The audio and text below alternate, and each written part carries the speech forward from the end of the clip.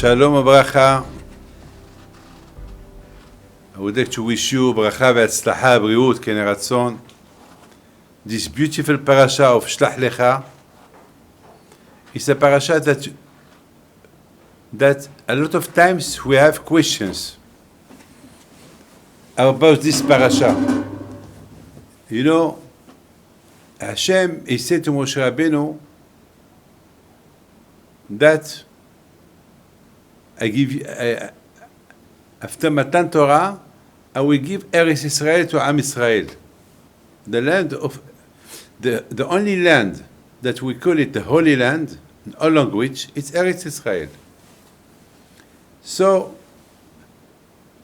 even Abraham Avinu alav shalom, he said to Hashem, are you sure Hashem that you want to give me this land? Because this land, it's one of the, it's a holy land. Do I deserve it? And Hashem said, yes, you deserve it. Your children will be slaves somewhere. Then they will. I will. Be'ezat Hashem, give them the freedom. I give them the Torah, and I give them Eretz Israel. You have to know something, that the only land that there is mitzvot that they are related to Eretz Israel, it's Eretz Israel. I mean, Shemitah, the mitzvah of Shemitah. This kind of mitzvah Shemitah, you will not, there is nowhere in the world that you can do it, only in Eretz Israel. You cannot build the Beit Hamikdach nowhere in the world, only in Eretz Israel. You cannot do sacrifice nowhere in the world, only on Eretz Israel. Even the Korban Pesach, the sacrifice of Pesach, you cannot do it nowhere in the world, only in Yerushalayim, on the Beit Hamikdach. And that's why Eretz Israel is important. No, those people that they don't live in Eretz Israel, so they don't have the mitzvah. They cannot do all those mitzvot. But today that we don't have Beit Hamikdash, so if you study Torah, wherever you are, it's like you did that mitzvah. Like the Shemitah.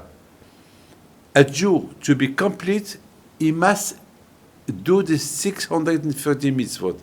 Today we have no Beit Hamikdash. So we cannot do today the 630 mitzvot, because there is a lot of mitzvot that they are related to Eretz Israel. And there is a lot of mitzvot that you cannot do them only if there is Beit Hamikdash. What about today that there is no Beit Hamikdash? What about those who don't live in Israel? They cannot do the Shemitah, like we, because this year is the Shemitah. We do the Shemitah. So what? So for those who don't live in Eretz Israel, the fact that they study the mitzvot that they are related to the Beit Hamikdash, to the Shemitah, to all mitzvot that they cannot do them outside Eretz Israel, so Hashem, he consider like he did them. Today, we live in Israel, but there is no Beit Hamikdash, so we cannot do sacrifice. So there is a pasuk. Zot torah la'olah, la'milcha. The Gemara said, Zot Torah. This is the Torah. If you study Torah, it's like you did sacrifice, it's like you did all kind of mitzvot. I would like just to mention to you one thing. It's a mitzvah to get divorced. So what? That means everybody is going to divorce to accomplish this mitzvah? So how can we do this mitzvah? I have to divorce? No. You don't. If you study the Masechet Gittin, there is a Gemara, Gittin. You study Masechet Gittin, so it's like you did accomplish this mitzvah. So now, my friend, you see that's why Hashem said to Moshe Rabbeinu, Moshe, you don't need to send any kind of spy to spy Eretz Israel, because you have no choice. There is mitzvot that they are related to Eretz Israel. So a man cannot accomplish, he cannot become shalem, he cannot be perfect without the mitzvot that They are related to Eretz Israel. So they must go, they have to go to Eretz Israel. There is no choice. Haaretz tova. The land is good. What that means tov? Ve'en tov ve'la Torah. That means Eretz Israel, it's related to the Torah. So without living in Eretz Israel, you cannot accomplish all the mitzvot. So you have to go. But Moshe Rabbeinu said to Hashem, Hashem, I have no choice. The Jews, they want that I send spies to spy Eretz Israel. Hashem said, well, Moshe, it's a mistake. For me, it's a mistake to send people to spy because they will come, maybe they will not talk good about it, and then they will be punished. And that's what happened. The spy, they went to spy Eretz Israel, and then after 40 days, they came and they started to talk bad about Israel. So there is a big tzaddik, Rab Chaim Shmulevitch. He asked a question. He said, what was the sin of those 10 spies who spoke bad about Eretz Israel? They only said what they saw. They didn't say anything lie. They didn't lie. They said the truth. They went to Eretz Israel. They saw what they saw. And when they come back, they said what they saw. They saw people are dying. They saw that the fruit are big. And they said the truth. So what was so because they said a little bit of Lashon Hara. Okay, so if they said a little bit of Lashon Hara, so Hashem should punish them for one day. Why Hashem punish them for the 40 days that they were despite Eretz Israel? And because they spoke bad one day, so Hashem should punish them only for 1 year. And why Hashem punish them 40 years? 40 years in the desert for the 40 years that they were there. This is the question that he asked. They did not, during the 40 days that they were in Israel to spy, they didn't speak Lashon Hara between them. No. They were visiting, that's it. So you really spoke Lashon Hara only the day that they came. So only the Torah said that when they went tzaddikim and Sheshem. Just look at Yeshua. Yeshua was a big tzaddik. Caleb, he was a big tzaddik. So all the rest, all the 10 spies, the remaining 10 spies, they were tzaddikim. So when they were visiting Eretz Israel, they didn't talk bad between themselves. When they talk bad the day they came. So Hashem punished them a little bit. Why to punish them for 40 years? What was wrong? Why? My friend, I thought about an answer, and Baruch Hashem, Rav Chaim Shmulevitch, Alav Shalom, the Rosh Yeshivat Mir, he said the same. Baruch Hashem that HaKadosh Baruch Hu give me the same answer. Before I saw his answer, I thought about my answer. The answer is that the sin was why they went. Hashem, from the beginning, he said, Eretz Israel, it's a good land. So they shouldn't go at all. So because they went and they come back with a Lashon Hara, so Hashem considered that during 40 years they spoke Lashon Hara. Because since the beginning, they shouldn't go. Because they have no choice. I mean, why you have to go? To go to spy. What about if you spy and it's no good? So you will talk bad. You have no choice. Eretz Israel, you have to live there. There is mitzvot that you have to accomplish. Even with all kind of sacrifice, you have to go. So Hashem, he was very angry. Why they went? They stayed there 40 days. For Hashem, those 40 days are bad. It's like they spoke bad about Eretz Israel. Because, my friend, what they say now, that's what they thought since the beginning.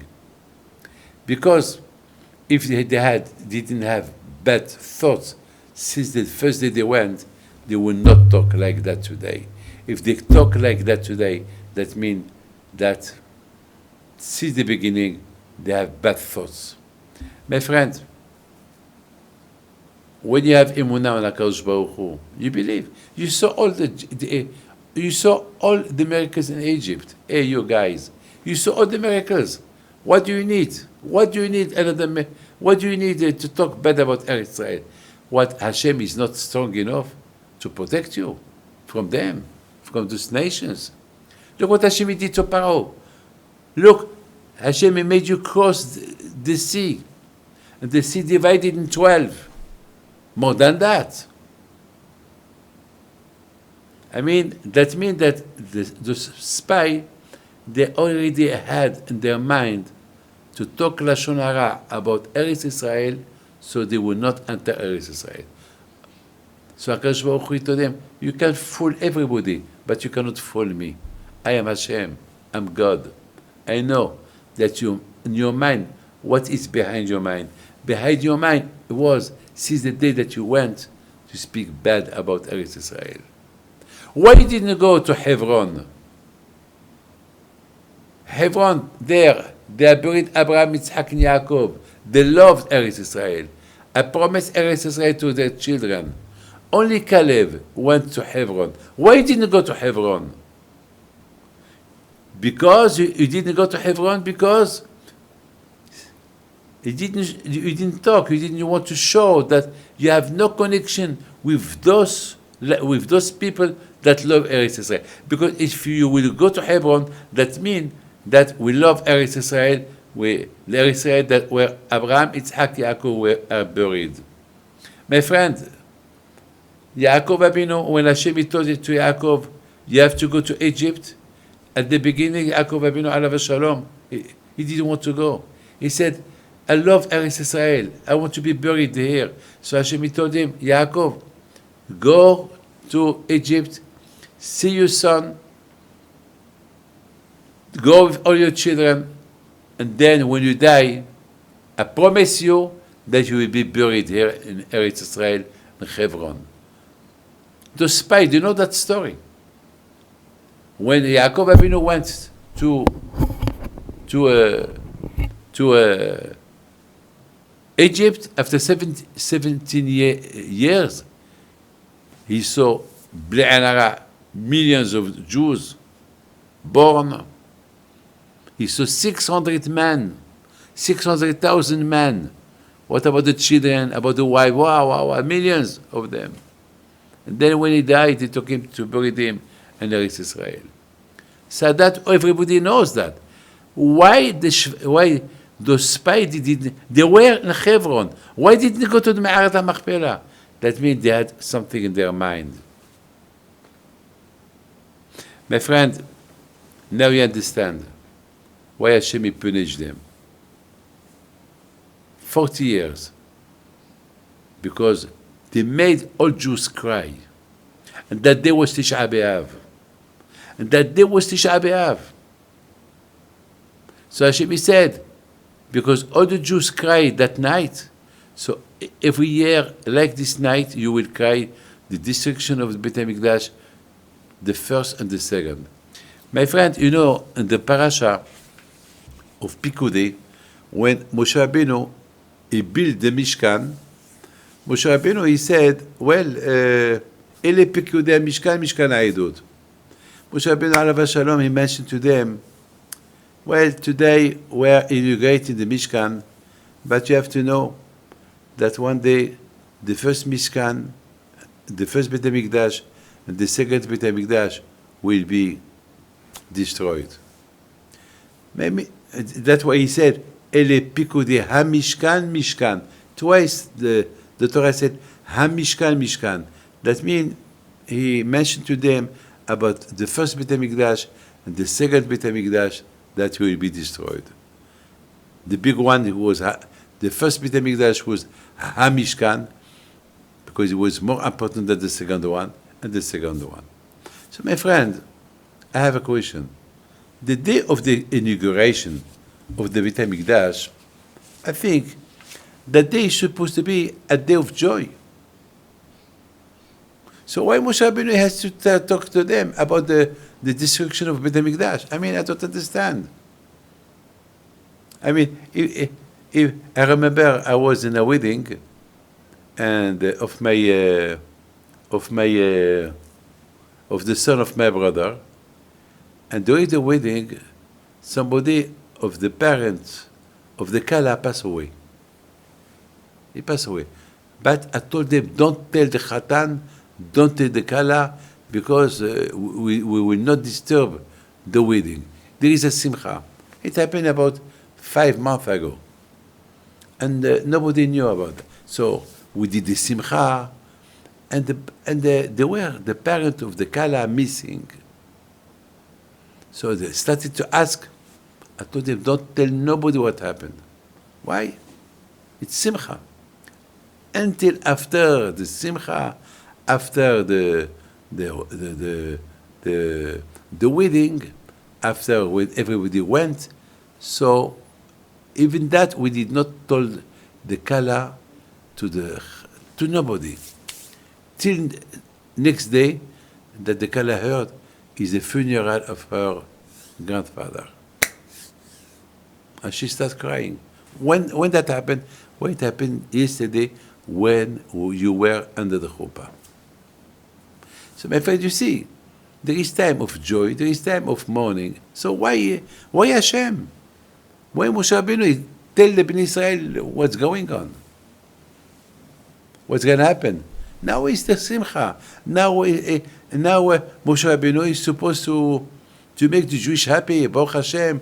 Now we're doing the Mishkan. Why you have to tell them in a few hundred years the first Beit HaMikdash will be destroyed, and then the second one will be destroyed. Then there will be a big exile till Mashiach will come. The third. Why all this? Why? What to tell them now?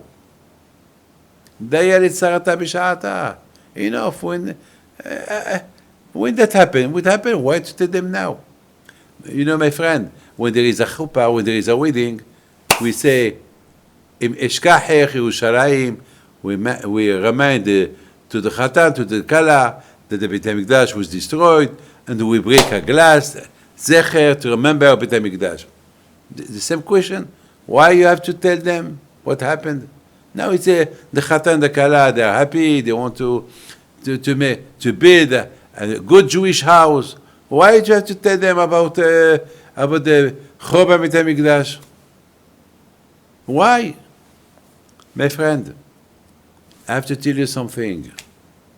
It's very important to know why the Beit HaMikdash was destroyed.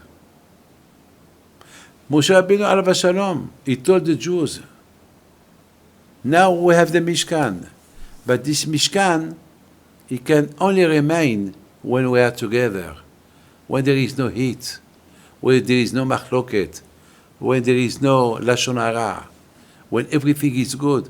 So Hashem is with us. Like ish isha, a man, a woman, and the ish there is a yud, and isha there is a he. Yud he, the name of Hashem, Yud K. And if they are together in peace, so the name of Hashem is with them, ish isha. But when chas v'chalila, the couple ish isha are not happy, so Hashem, he take the yud from ish, he take the he from isha, and what remains esh, fire. Fire! And fire destroy everything. When there is machloket, when there is a fight between a man and woman, it's fire. All the family is broken, everything is goes. Like yesterday somebody came to see me, I promise you, billionaire. I know him as a billionaire. And yesterday, when he came, he lost everything. His billions, he lost everything. I know him for 20 years. What happened to him? Because he fight with his wife, and the big fight for money. At the end, no one won the money. The money went, the bankrupt, and there was a lot of buildings. And today, I promise you, today, he has no money. I wanted to give him some money yesterday. I couldn't believe it. And then I called his wife. I did everything to find out the telephone number of his wife. I asked her what happened. Well, I live now with my parents. We have nothing. Because of you, madam. You fight with your husband. You wanted the money, so in the meantime, all the money went. Bankruptcy here, bankruptcy there, Yes, I know. It's too late. That's what Moshe Rabbeinu wanted to remind the Jews. If there is no shalom, if there is lashon hara, the first Beit Hamikdach will be destroyed, and the second one will be destroyed. So it's an advice I give you. So that's what we remember to the Chatan and the Kala, the day of their wedding. When they get married, it's like Beit Hamikdash. The house of a couple is like a Beit Hamikdash. A Beit Yehudi, the Jewish home. A Beit Yehudi. The table where you eat there is like the shulchan that the table that we have in the Beit Hamikdash. The food that there is on the table is like a sacrifice. So the house, Jewish home, is like a Beit Hamikdash. So we remind the couple that just got married, you want to be happy? No lashon hara, no fight, no jealousy. So remember, the Beit Hamikdash was destroyed because of this. So it's an advice. It's a good advice that we give to the Chatan, to the Kala. And my friend, above all this, we remember all what happened to us, unfortunately. Because, look, the Meraglim, they want to spy Eretz Israel. They came with lashon hara. They didn't speak lashon hara during the 40 days that they were spying. Because what they said is true. Big fruit, the land is good. So, but unfortunately, they started to store. The lashon hara started that day, not during the 40 days, but because what they are telling now, this lashon hara, that means that their mind was, since the beginning, full of bad things to say about Eretz Israel. So Hashem consider the lashon hara they said now like if they were talking during for 40 days. So 40 days, 40 years, and Beit Hamikdash to be destroyed on Tisha B'Av, because that day was Tisha B'Av. So my friend, we remind the Jewish family that just got married. Don't forget, the Beit Hamikdash was destroyed because of the lashon hara of the Meraglim. Those the Meraglim, because they made everybody crying. So Chatan, don't accept any lashon hara about your wife. Kala, don't accept any lashon hara about your husband, and get married and be happy. My friend, you know the Midrash said that when Moshe Rabbeinu alav shalom he built the Mishkan, he built it alone. Who helped him? Hashem. The question is, why Hashem built him? Why Hashem, he helped him to build the Mishkan? Why Moshe Rabbeinu, he didn't call other Jews to help him? Well, my friend, the Beit HaMikdash is a Jewish home. The Mishkan is like, we compare the Mishkan like a Jewish home. A man and a woman.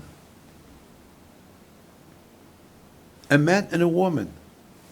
Both of them, they build the house. No one should interfere in that house. A lot of times today, there is a lot of problem of Shlom Beit, and instead of making things to go good, unfortunately there is people, they come inside, instead of switching the fire, they put more oil on the fire, and the house is burned. There is a divorce. This week I was angry against a mother that she came with her daughter and she told me, I want my daughter to get married, to get divorced. I said, why, madam? She has 7 children. Yes, I don't care. I am alone. My husband passed away with corona. I want my daughter to come back to my house with the children. Madam, you want to destroy the temple. You want to destroy the Beit Hamikdach. So she started crying. So her daughter, she saw the mother crying. She started crying as well. Madam, are you crazy?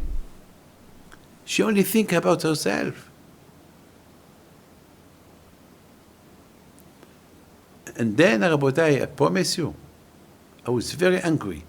I told her, Madam, if you do that, it's going to be dangerous for you. Because Hashem, He don't want that this temple, this Beit HaMikdash, will be destroyed only because of your convenience, only because you want to stay, you want your daughter back to your home with 7 children, and make your son divorce her. So I made a compromise. I said, look, I will give you a good bracha, you go live with them. Your son-in-law accept that you will come to live with them. He even accept that he will come to your house to live. And she said, no, I don't want. Why? Why that? Why you want to destroy the Beit HaMikdash of your daughter? Why? Well, my friend, I was very, it took me hours till at the end. I told her, Madam, Hashem is going to punish you, what you are doing. That she didn't like. And she got afraid, and she calmed down. And Baruch Hashem, today, everything is under control. And now, they decided that they will come they will invite her. One day she will come to the couple. One day the couple with the children, they will go to them. And Baruch Hashem, my friend, this is why Hashem, He built it, the Mishkan, only with Moshe. Moshe represents the woman. Am Israel represents Am Israel. And Hashem is the husband. Only the husband and the wife can build the house, their own house, without nobody to interfere. Yes, we can interfere if it's needed. But now this is the example that Moshe and Hashem showed the Bnei Israel. And beside this, the Mishkan is like a Beit HaMidrash, and Moshe, he's the student, and Hashem, he is the student. Both of them are building the Torah. My friend, you cannot learn the Torah alone. You need somebody to teach you Torah. There's a lot of people who think that they are fabulous. They can learn Torah alone. They don't need nobody to teach them. It's a mistake. You need a rabbi to teach you. And that, to build yourself, the Mishkan is that represents how to build yourself. To build yourself, you must learn Torah with somebody. You cannot build yourself without being married. And of course, my friend, you cannot build yourself with Lashon Hara. And this is, my friend, the parasha of this week. The parasha of this week, it's fabulous. The parasha of Shlach Lecha. We learn a lot from this parasha. There is something that I have to tell you. Sof ma'aseh ma'ashava tehila. Before you do something, think what it is, the end of this. Before you do something, think, is it worth it or not? Or not? There's a lot of people that they do something, and at the end, they realize they did a mistake. So why didn't think about it at the beginning? So at the beginning, people are excited. I'm excited. I want to buy a Ferrari. I want to buy a Porsche. I want to buy a... Do you have money to buy? I want to buy a villa. I want to buy a... okay, before you... I know a lot of people that they both think that they cannot afford it, and after they lost everything. Think about the end. Think, is it you have enough money?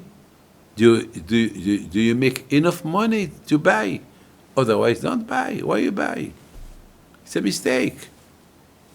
My friend, those people who want to spy Eretz Israel, before they go, they have to think. Is it worth it to go? Hashem said it's good. So why do we have to go? If they went, that means that they have something in their mind. Something bad in their mind. That's why Hashem, He punished them 40 days. He considered the 40 days that He spy like, because during 40 days, they had bad thoughts in their mind. They proved they didn't go to Ma'arat HaMachpelah. They didn't go to the grave of Abraham, Yitzhak, Yaakov. That enough to know that they deserve a big, good punishment. My friend, this is the parasha of this week. There is a lot to learn from this parasha, my friend. And I would like, my friend, just to finish with a beautiful story that happened this week. There was a man who studied Torah. Baruch Hashem, he's a good boy. He got married. And he has a first baby. And the second baby was a big problem. The doctors, when they did the scan to his wife, they told her, you have to take the baby out. So they called me. And they started to cry. And they told me, Rabbi David, we came to Eretz Israel from France to study Torah with a big sacrifice.